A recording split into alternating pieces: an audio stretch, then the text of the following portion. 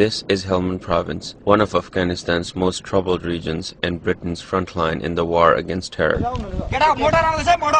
Here in Helmand, soldiers from the Royal Gorkha Regiment fight alongside the British Army.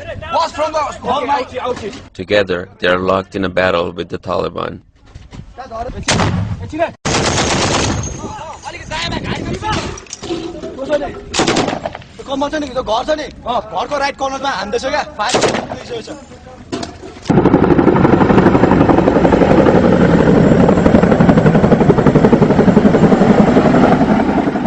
Thousands of miles from their homes in Nepal, the Gorkhas are fighting in a country where they share more in common with the Afghans than any other group in the coalition forces. The name Gorkha comes from the town of Gorkha in western Nepal. The Gorkhas have been fighting for the British since 1815, when groups of Nepali soldiers were recruited by the East India Company.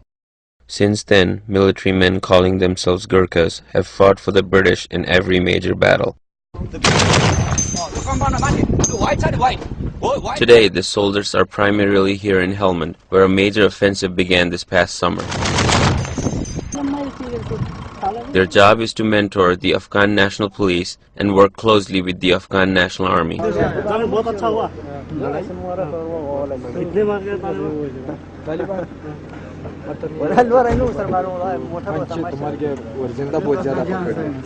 In Afghanistan, many Gorkhas bond well with the ANP because the Gorkhas understand and speak Urdu.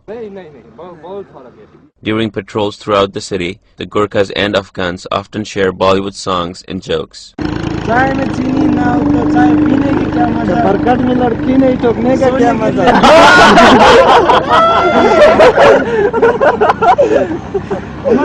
They're obviously coming from Nepal. They know about sort of tribal society and also the geographical situation of this being high altitude and everything. They're very well suited to. They've grown up in high altitude. Fitness-wise, it's not a problem for them really.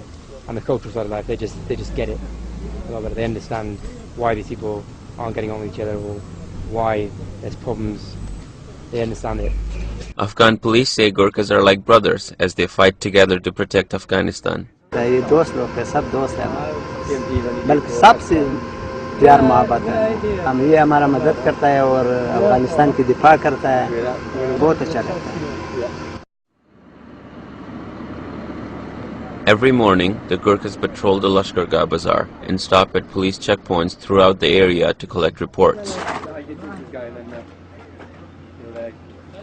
In the course of their work here, some Gorkhas have built strong relationships with local civilians.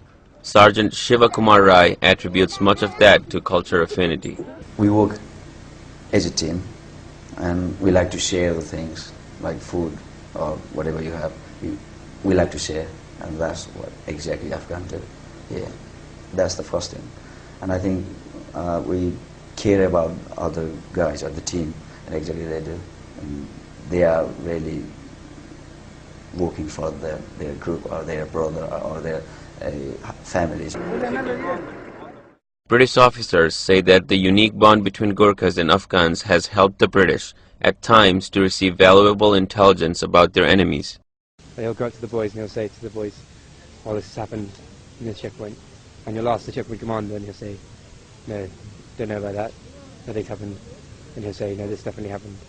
And you'll go to wherever he says, and then there's something happened there. Actually, that guy they have very good friends with, so he'll make a conscious effort to come and talk to the boys.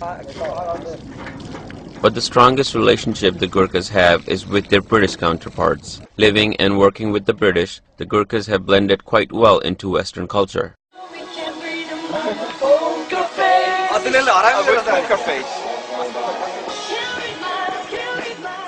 But even though they are far from home, the Gorkhas stay connected to Nepal, often by listening to Nepali radio programs. And when it comes to food, even a hot summer afternoon does not stop them from preparing their own meal.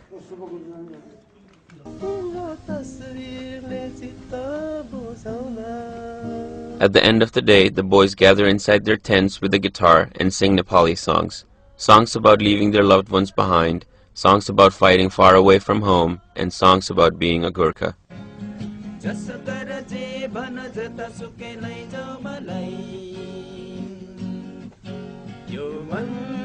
त मेरो गोर्खाली हो जस कर जे भन जता सुकै लैजाऊ